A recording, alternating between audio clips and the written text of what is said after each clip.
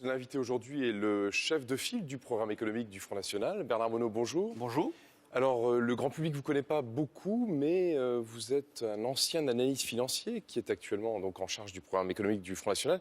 Vous êtes donc une sorte de converti à ce que Marine Le Pen appelle le mondialisme, adversaire du mondialisme financier et affairiste, après avoir finalement travaillé dans la finance. Absolument, et même peut-être même à l'origine, je ne suis pas tout seul, avec le professeur Sulzer également. Nous avons effectivement, en 2008, annoncé la crise. Donc le Front National est le seul parti politique en 2008 qui avait annoncé cette crise 3 mois avant qu'elle se produise. Du coup, ça fait de nous de bons diagnostiqueurs et bien entendu des possibilités d'apporter des solutions crédibles et valables.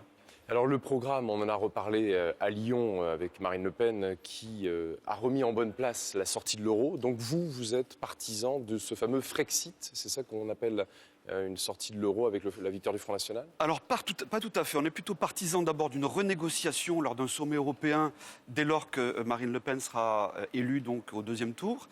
Immédiatement sera convoqué un sommet européen à la demande de la France et bien entendu nous allons proposer des critères d'appartenance à cette Union européenne réformée, révisée.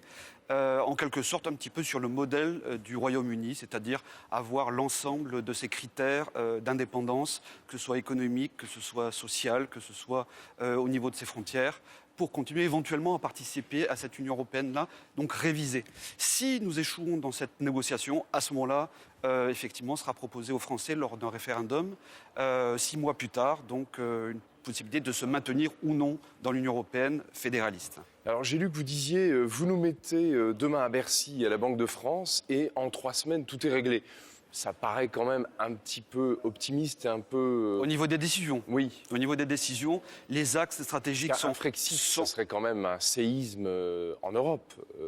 Vous avez l'air de minimiser cette sortie de l'euro en disant c'est pas tout à fait une sortie. Mais... Ce que nous recherchons, c'est l'indépendance économique, sociale, territoriale et législative de la France pour qu'elle redevienne une grande puissance dans le monde, comme les États-Unis, le Royaume-Uni, la Chine, le Japon, etc.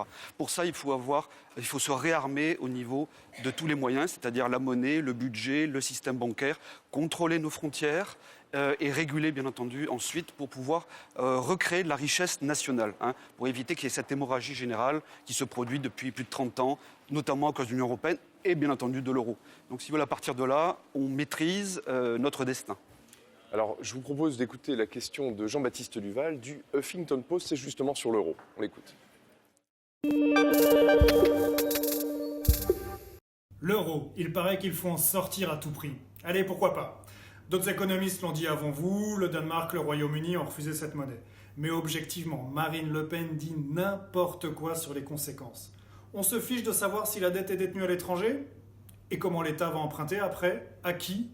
Le nouveau franc ne serait pas dévalué? Super, c'est quoi l'intérêt alors?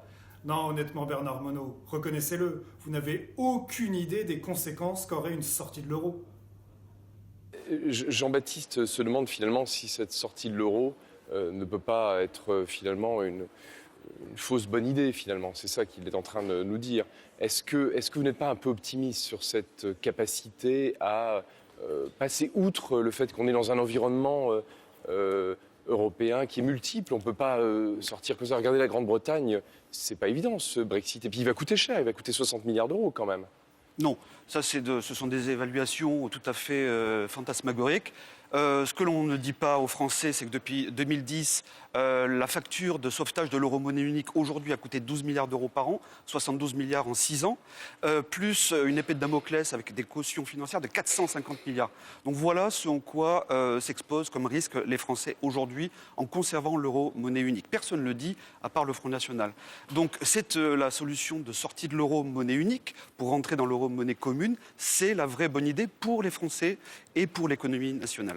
Alors après, vous avez quand même décliné tout votre programme, et c'est un programme qui est assez coûteux, ambitieux, et avec en plus des promesses, par exemple de revenir à une croissance de 2,5% pour que les déficits soient résolus.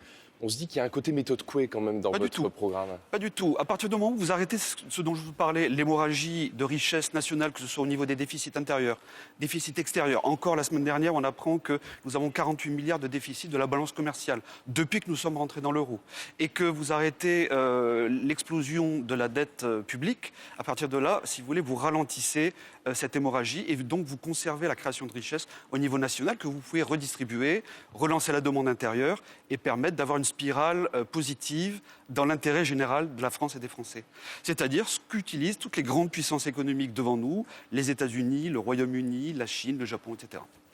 Alors, cela dit, vous avez vu quand même qu'il y a des entrepreneurs français qui produisent en France et qui sont fiers de le faire, mais qui s'approvisionnent à l'extérieur et qui disent on va être dans une situation impossible si on a une sorte de franc qui court ici et un euro dont on est sorti, parce que ça va coûter cher de s'approvisionner à l'extérieur. Alors, c'est pas tout à fait ça. Nous avons justement pensé à ces chefs d'entreprise et entreprises exportatrices et qui se fournissent effectivement à l'extérieur. Et donc, c'est pour ça que nous proposons l'euro monnaie commune. Donc, ce qu'il y avait auparavant, en 1997, c'est le système monétaire européen, ce qu'on a maintenant appelé plus largement, de manière générique, l'écu. Et donc, pour le commerce extérieur, les grandes entreprises pourront continuer à travailler en écu ou en dollars ou en yens, enfin les devises internationales.